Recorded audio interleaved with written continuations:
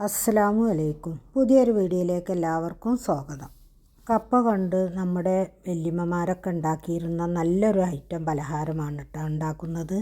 ഈ പലഹാരം നമ്മൾ ഇതുവരെ ആരും ഉണ്ടാക്കി കണ്ടിട്ടില്ല. അപ്പോൾ ഈ പലഹാരം ഉണ്ടാക്കുന്നത് എങ്ങനെയാണെന്നൊന്ന് കണ്ടു നോക്കാം. അതിനായി ഞാൻ എടുത്തിട്ടുള്ളത് ഒരു കപ്പയാണ് കേട്ടോ. അത്യാവശ്യം വലിപ്പമുള്ള കപ്പയാണ്. നമുക്ക് എത്ര വേണം അതിനനുസരിച്ചൊക്കെ എടുക്കാം കേട്ടോ. ഞാനിപ്പോൾ ഒരു കപ്പയാണ് എടുത്തിട്ടുള്ളത്. ഇത് തൊലി കളഞ്ഞ് കഷ്ണം മുറിച്ചതിന് ശേഷം നല്ലതുപോലെ ഒന്ന് ഗ്രേറ്റ് ചെയ്തെടുക്കാം. വല്യമ്മമാരൊക്കെ ഉള്ള വീട്ടിൽ ഉള്ള കുട്ടികളൊക്കെ ഇത് ചിലപ്പം കഴിച്ചിട്ടുണ്ടാവും കേട്ടോ. ഇപ്പോഴത്തെ തലമുറകളൊന്നും ഇത് ഉണ്ടാക്കിയിട്ട് ഞാൻ കണ്ടിട്ടില്ല. നിങ്ങൾക്കെല്ലാവർക്കും സുഖമല്ലേ? ഇവിടെ എല്ലാവർക്കും സുഖമാണ് കേട്ടോ. ഇപ്പോൾ ഞാൻ ഇത് ഫുള്ളും ചീകി എടുത്തിട്ടുണ്ട്. ഇനി നമുക്ക് മിക്സിയുടെ ജാറിലേക്കിട്ട് നല്ലതുപോലെ ഒന്ന് അരച്ചെടുക്കാം. മിക്സിയുടെ ചെറിയ ജാറിലിട്ട് അരച്ചെടുക്കുന്നതാണ് കേട്ടോ നല്ലത്. എന്നാലും പെട്ടെന്ന് തന്നെ അരഞ്ഞു കിട്ടുന്നുണ്ട്. ഇനി ഇതൊന്ന് ഫൈനായി അരച്ചെടുക്കാം. ഇനി അരച്ചെടുത്ത കപ്പ നമുക്ക് ഒരു ബൗളിലേക്ക് ഇട്ട് കൊടുക്കാം. പറയാൻ വിട്ടുപോയിട്ടാ, വെള്ളം ചേർക്കാതെ വേണം അരച്ചെടുക്കാൻ. ഇനി ബാക്കിയുള്ളതും കൂടി മിക്സിയുടെ ജാറിലേക്ക് ഇട്ട് കൊടുക്കാം. ഞാൻ ഓർമ്മപ്പെടുത്തുകയാണ്, എന്നും പറയുന്നത് പോലെ തന്നെ ലൈക്ക് ചെയ്യാൻ ആരും മറക്കരുത്. ഒട്ടും ലൈക്കില്ല കേട്ടോ. പിന്നെ സബ്സ്ക്രൈബ് ചെയ്യാതെ കാണുന്നവരാണെങ്കിൽ സബ്സ്ക്രൈബ് ചെയ്യുക, കമൻറ്റ് ചെയ്യുക, ഷെയർ ചെയ്യുക. ഇനി ഇതിൻ്റെ കൂടെ തന്നെ ഒരു പിടി ചുവന്ന ഉള്ളിയും ഒരു പിടി തേങ്ങയും ഒരു സ്പൂൺ വലിയ ജീരകവും കൂടി ഇട്ട് അരച്ചെടുക്കാം. ഈ തേങ്ങക്കൊന്നും കണക്കില്ല കേട്ടോ. എത്രത്തോളം ഇട്ട് കൊടുക്കുന്നു അത്രത്തോളം ടേസ്റ്റാണ്. കാരണം കപ്പയിലൊക്കെ നല്ലതുപോലെ തേങ്ങ ചേർത്താൽ നല്ല രുചിയാണല്ലോ. ഇപ്പോൾ തേങ്ങയും ഉള്ളിയും ബാക്കിയുള്ള കപ്പയും എല്ലാം കൂടി അരച്ചെടുത്തിട്ടുണ്ട്. ഇനി അതും കൂടി ഈ ബൗളിലേക്കിട്ട് നല്ലതുപോലെ ഒന്ന് മിക്സ് ചെയ്തെടുക്കാം. ഞാൻ വളരെ കുറച്ച് ക്വാണ്ടിറ്റിയിലാണ് കേട്ടോ ഉണ്ടാക്കിയെടുക്കുന്നത്.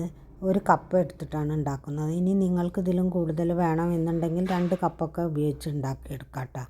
ഇപ്പോൾ ഇതാ ഇത്രയാണ് അരച്ച് കിട്ടിയിട്ടുള്ളത്. ഇനി നല്ലതുപോലെ മിക്സ് ചെയ്ത് ഇതിലേക്ക് കുറച്ച് പൊടി ഇട്ട് കൊടുക്കുന്നുണ്ട്. ഞാനിതിലേക്ക് കൂട്ടുന്നത് വാങ്ങിയ ഒറോട്ടിപ്പൊടി എന്ന് പറഞ്ഞിട്ട് പാക്കറ്റ് ഉണ്ടല്ലോ, പത്തൽ പൊടി എന്നൊക്കെ പറഞ്ഞിട്ടുള്ള ആ പാക്കറ്റിലുള്ള പൊടി ഒരു 1/4 കപ്പാണ് കേട്ടോ ഇട്ട് കൊടുക്കുന്നത്. കപ്പ അരക്കുന്ന സമയത്ത് ഞാൻ ഉപ്പിട്ടിട്ടുണ്ടായിരുന്നു. 1/4 കപ്പ് പൊടി ചേർത്ത് കൊടുത്ത് നല്ലതുപോലെ മിക്സ് ചെയ്തതിന് ശേഷം അറിയട്ടെ നമുക്ക് ഇനി പൊടി വേണമെന്ന്. എനിക്ക് ഒരു സ്പൂൺ പൊടിയും കൂടി ആവശ്യമുണ്ടായിരുന്നു. ഞാൻ 1 ടേബിൾ സ്പൂൺ കൂടി പൊടി ഇതിലേക്ക് ചേർത്ത് കൊടുത്തിട്ടുണ്ട്. ഇനി നമുക്ക് നല്ലതുപോലെ കൈ വെച്ച് വേണം കുഴച്ചെടുക്കാൻ. പത്തിരിക്കൊക്കെ കുഴച്ചെടുക്കുന്ന പോലെ തന്നെ നന്നായി ഒന്ന് കുഴച്ചെടുക്കാം. കുഴച്ചെടുക്കുന്ന സമയത്ത് ഞാൻ ഒരു പിടി തേങ്ങയും കൂടി ഇട്ട് കൊടുക്കുന്നുണ്ട്. അതിന് ശേഷം നല്ലതുപോലെ ഒന്ന് കുഴച്ചെടുക്കാം. വീണ്ടും തേങ്ങ ഇട്ട് കൊടുക്കണമെന്ന് നിർബന്ധമുള്ള കാര്യമല്ല കേട്ടോ. കയ്യിലുണ്ടെങ്കിൽ മാത്രം ഇട്ട് കൊടുത്താൽ മതി. ഇട്ട് കൊടുത്താൽ കുറച്ചും കൂടി ടേസ്റ്റ് കൂടും. നല്ലതുപോലെ കുഴച്ചെടുത്തിട്ടുണ്ട് കേട്ടോ. ഇനി ഒരു 5 മിനിറ്റ് നമുക്ക് ഇത് റെസ്റ്റ് ചെയ്യാൻ മാറ്റി വെക്കാം.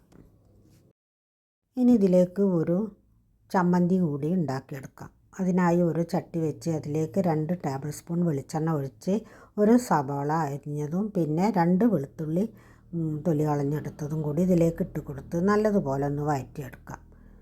ഈ സമയത്ത് പാകത്തിനുള്ള ഉപ്പും കൂടി ഇട്ട് കൊടുക്കാം. ചമ്മന്തിയൊക്കെ പല രൂപത്തിൽ എല്ലാവരും ഉണ്ടാക്കിയെടുക്കുന്നത് തന്നെയാണ് കേട്ടോ. ഇത് വളരെ എളുപ്പത്തിൽ ഉണ്ടാക്കാൻ പറ്റിയൊരു ചമ്മന്തിയാണ്. കാര്യമായിട്ടൊന്നും ചേർക്കുന്നില്ല.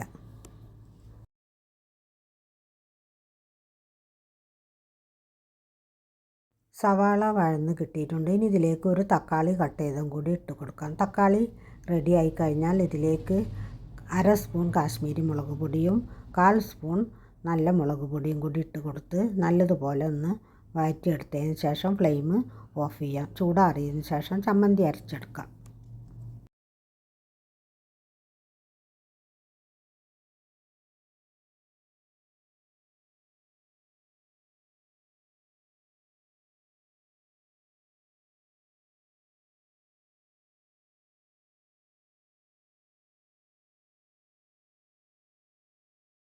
ഇപ്പോൾ നമ്മുടെ മാവ് നല്ലതുപോലെ റെഡിയായി വന്നിട്ടുണ്ട്. ഇനി നമുക്ക് ഇതിൽ നിന്നും ഓരോ ഉരുളയും എടുത്ത് വാഴയുടെ ഇലയിൽ ഒന്ന് പരത്തിയെടുക്കാം.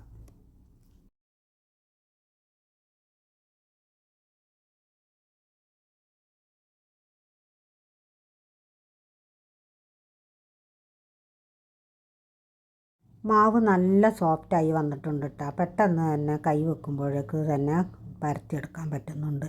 ഈ സമയത്ത് ഞാൻ ഒരു ദോശത്തവ വെച്ചിട്ടുണ്ട് കേട്ടോ. ഇനി ഈ തവയിലേക്ക് ഓരോന്നും ഇട്ട് കൊടുത്ത് ചുട്ടെടുക്കാം.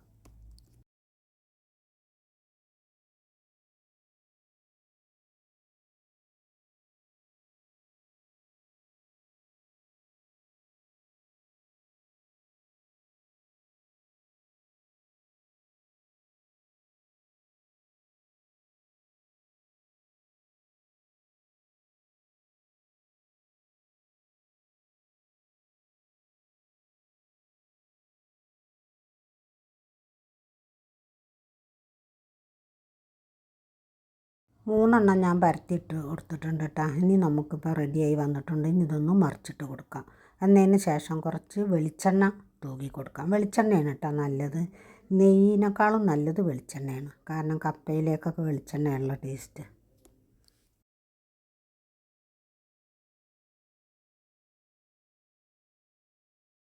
കപ്പ വാങ്ങിക്കുമ്പോൾ ഇതുപോലെ എല്ലാവരും ഒന്ന് ട്രൈ ചെയ്ത് നോക്കുക കേട്ടോ.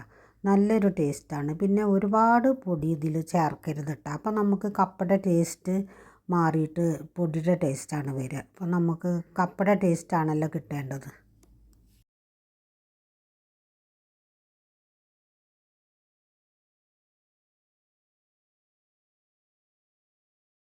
തിരിച്ചിട്ടതിന് ശേഷം വീണ്ടും ഒന്ന് വെളിച്ചെണ്ണ തൂകി കൊടുക്കുക കേട്ടോ. പിന്നെ ഇത് പത്തിരി പൊള്ളച്ച് വരുന്നത് പോലെ തന്നെ പൊള്ളച്ച് വരില്ല കേട്ടോ.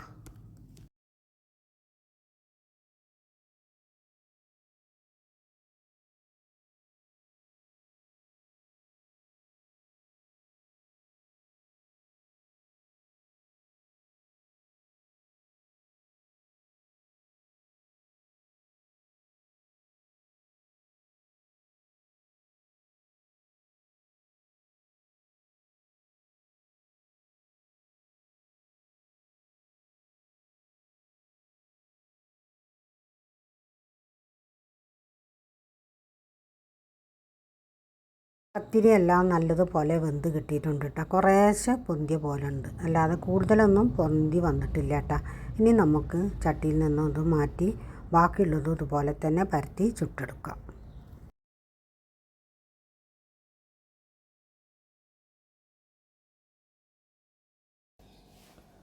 ഇപ്പോൾ എല്ലതും നല്ലതുപോലെ ചുട്ടെടുത്തിട്ടുണ്ട് കേട്ടോ. ഇനി നമുക്ക് ഒരു സർവിങ് ഡിഷിലേക്ക് വിളമ്പാം. നേരത്തെ അരച്ചെടുത്ത ചമ്മന്തിയാണ്. ഈ ചമ്മന്തിയുടെ മുകളിൽ ഒരു സ്പൂൺ വെളിച്ചെണ്ണ ഒഴിച്ച് കൊടുക്കാം. അപ്പോൾ നല്ല ടേസ്റ്റാണ് കേട്ടോ പച്ച വെളിച്ചെണ്ണ ഒഴിച്ച് കൊടുത്താൽ. ഇപ്പോൾ ചമ്മന്തി ഇവിടെ റെഡിയായി. നമ്മുടെ കപ്പ കൊണ്ടുള്ള പത്തിരിയും ഇവിടെ റെഡി ആയിട്ടുണ്ട്. ഇത് രണ്ടും കൂടി നല്ല കോമ്പിനേഷനാണ് കേട്ടോ. അടിപൊളി ഒരു പത്തിരി തന്നെ ആയിരുന്നു. അപ്പോൾ എല്ലാവരും ഇതുപോലെ ഒന്ന് ട്രൈ ചെയ്ത് നോക്കുക. നല്ല ടേസ്റ്റ് ഉണ്ട് കഴിക്കാൻ കേട്ടോ. നല്ല സോഫ്റ്റാണ്. ഇനി മറ്റൊരു വീഡിയോയുമായി കാണുന്നത് വരെ താങ്ക് യു ഫോർ വാച്ചിങ്.